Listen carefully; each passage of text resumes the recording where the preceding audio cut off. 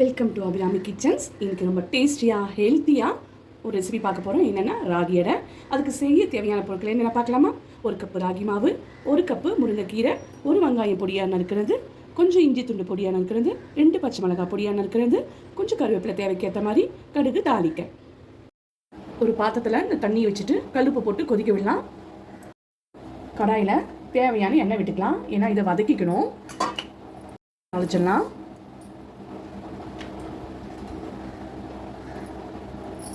கடுகு பொரிஞ்ச உடனே இந்த வெங்காயம் போட்டு வதக்கிக்கலாம். வெங்காயம் லைட்டாக வதக்கினா போதும். இதோட முருங்கைக்கீரை போட்டு வதக்கிக்கலாம்.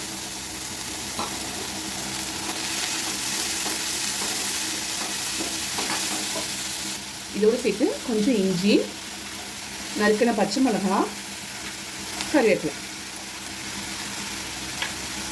ரொம்ப வதக்கணும் அவசியம் இல்லை, லைட்டாக வதக்கிட்டா போதும்.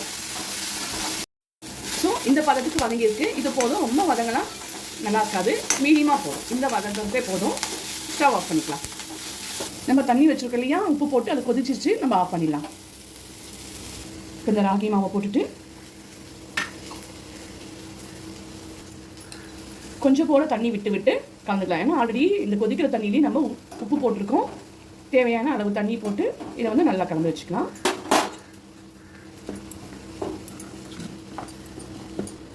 இன்னும் கொஞ்சம் தண்ணி போட்டு தட்டுற பதத்துக்கு நம்ம மிக்ஸ் பண்ணிக்கலாம்.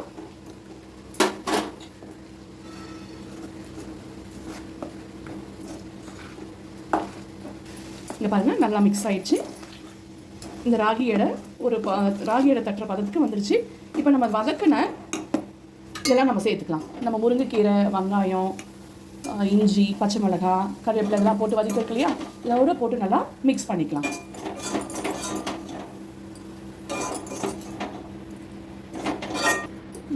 இப்போ நம்ம வதக்கின எல்லாமே போட்டு இதோட நல்லா மிக்ஸ் பண்ணிக்கலாம். பாருங்கள், ராகி எடை தட்டுற பதத்துக்கு வந்துருச்சு. நம்ம ராகி எடை தட்டிலாம் அதை மிக்ஸ் பண்ணிவிட்டு தோசைக்கல்லில் லைட்டாக எண்ணெயை அப்ளை பண்ணிக்கலாம். பண்ணிவிட்டு தண்ணியில் கொஞ்சம் கையை நினச்சிக்கிட்டு உருண்டை பிடிச்சிக்கோங்க. இந்த சைஸுக்கு ஏன்னா ஒட்டாமல் வரும்.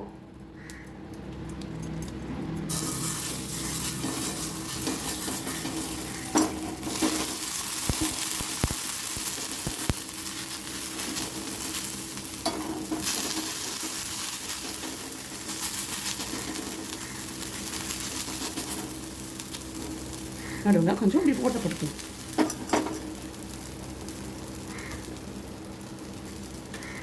கொஞ்சமாக எண்ணெய் விட்டுக்கலாம்.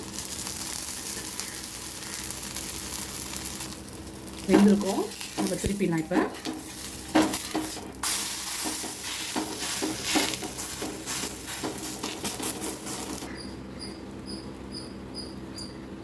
ரெடி ஆயிடுச்சு. இப்போ நம்ம இதை எடுத்துருவோம்.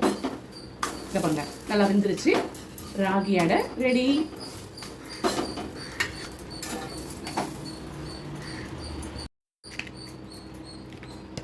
இதுக்கு தொட்டுக்க நாட்டு சக்கரை வச்சுக்கலாம். இல்லைன்னா தேங்காய் சட்னி, ஆனியன் சட்னி எது வேணாலும் செஞ்சுக்கலாம். இதுக்கு ரொம்ப நல்லாயிருக்கும்.